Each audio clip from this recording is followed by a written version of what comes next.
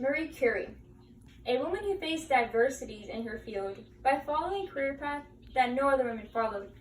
She took the first step to finding the cure for cancer by discovering radiation. She combined two elements, radium and polonium, which was the start of chemotherapy. This is according to Marie Curie Stir in the Pot by Lucy B. Stolito. Everyone watching this knows at least one person who has been affected by cancer. This is from breast cancer, lung cancer, to leukemia. According to Cancer Facts and Figures, cancer is the second leading cause of death among Americans, affecting more than 1.8 million people each year. In fact, in the month of October, we raised awareness of breast cancer. So why haven't we found the cure yet? Why do we only have treatments to stop the spread of cancer or suppresses the effects of it? What's stopping us from taking the next big step towards a cure?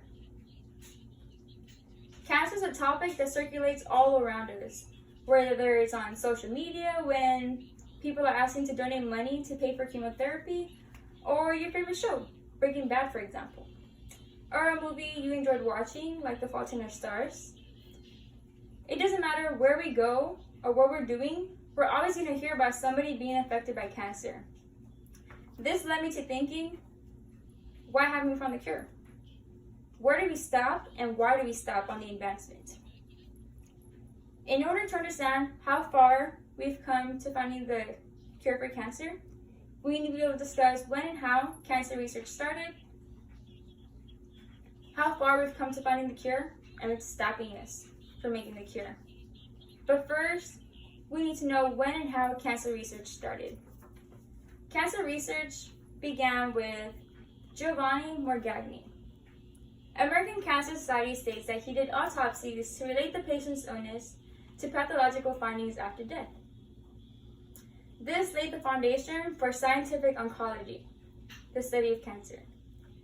This method was a major breakthrough in the history of medicine, and with him began modern medicine.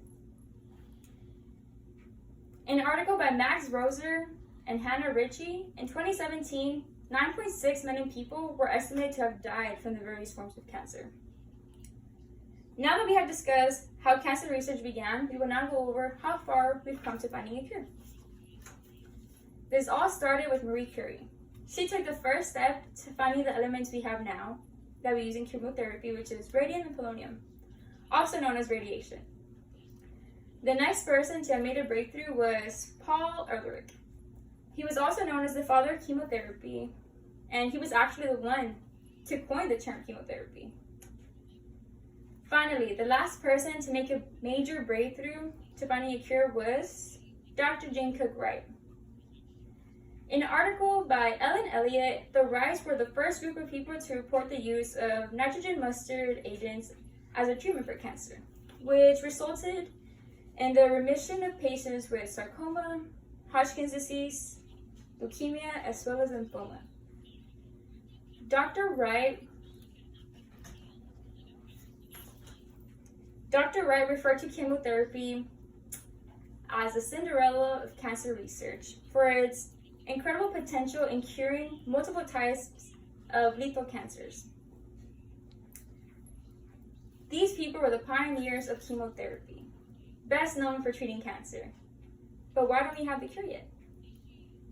Ken Hunter, a cancer biologist in the Cancer National Institute, stated that the reason that it's so hard to finding a cure is because our own cells have lost the ability to control their growth. And so our body finds it very difficult to distinguish cancerous cells from normal cells, which makes it very hard on scientists to design a drug that will only kill cancer cells without harming the rest of the cells in our body. Another reason that it's very hard to find a cure is because our cells, cancer cells, are always evolving, always mutating. According to an article by Worldwide Cancer Research, over time in every patient, cancer cells undergo a myriad of molecular and genetic changes. These changes shift what cancer cells look like and what they behave like, which result in resilient cancer cells, make them more aggressive and more deadly. So yes, maybe we'll never find the cure for cancer, or maybe tomorrow we'll make a huge step to finding a cure, but only time will tell. In conclusion, many people have helped with the cure for cancer, but only 4 stands out in comparison. Without these people, who knows where we'll be in today, or how many people might have died because there was no chemotherapy to help them. But we do have the best treatments scientists have created. And as we speak, scientists are working hard to making the next big breakthrough. So maybe next time somebody else presents this presentation, there will be a new name someone talks about. Thank you.